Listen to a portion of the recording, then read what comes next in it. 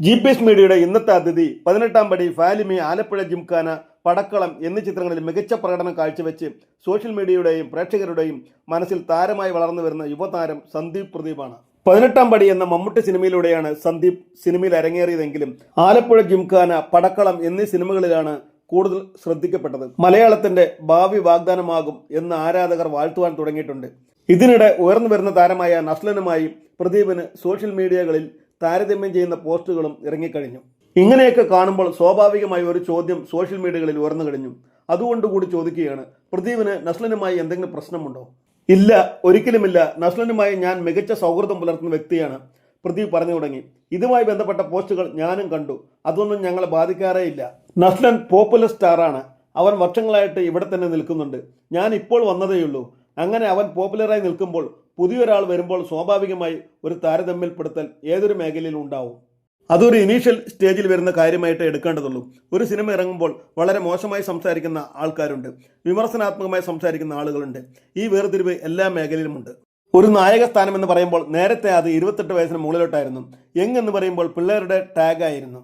ഇന്നത് teenage ഡ്രാമകളായി, teenage hero ആയി. അതിൽ ഏറ്റവും മുന്നിൽ നിൽക്കുന്ന ആളാണ് നസ്ലൻ. അത് കഴിഞ്ഞാണ് ഞങ്ങൾ എല്ലാവരും വന്നു തുടങ്ങിയത്. അതുകൊണ്ട് ഞങ്ങൾ തമ്മിൽ യാതൊരുവിധ ഈഗോ ക്ലാഷും ഇല്ല. എനിക്കും നസ്ലനും ഇടയിലുള്ള ഫ്രണ്ട്ഷിപ്പിന് ഒരു തരത്തിലുള്ള കോട്ടവും തട്ടിയിട്ടില്ല. എൻ്റെ കരിയറിലെ ഒരു ബ്രേക്ക് ത്രൂ സിനിമയാണ് ഫാലിമി. അതിനുശേഷമാണ് ഇപ്പോൾ കാണുന്ന സിനിമകളുടെ ലൈനപ്പ് എനിക്ക് മുന്നിൽ വന്നത്. ഇനി എത്ര സിനിമകൾ ചെയ്താലും ഫാലിമിയാണ് എന്നെ സംബന്ധിച്ചിടത്തോളം ഏറ്റവും സ്പെഷ്യലായ സിനിമ. നമ്മുടെ കരിയറിൻ്റെ കൃത്യസമയത്ത് കൃത്യമായ വേഷം കിട്ടുക, അത് പ്രേക്ഷകരാൽ സ്വീകരിക്കപ്പെടുക എന്നതാണ് ഒരു നടന് കിട്ടുന്ന ബ്രേക്ക് ത്രൂ. ആലപ്പുഴ ജിംഖാനയ്ക്ക് വേണ്ടി ഞങ്ങൾ എല്ലാവരും 4-5 മാസം വെയിറ്റ് ട്രെയിനിങ്ങും ബോക്സിംഗ് പരിശീലനവും നടത്തിയിരുന്നു. ഈ സിനിമ വലിയൊരു അനുഭവമാണ് സമ്മാനിച്ചത്. ഇതുപോലുള്ള അവസരങ്ങൾ എപ്പോഴും കിട്ടില്ല. ഞാനത് മാക്സിമം എൻജോയ് ചെയ്തു.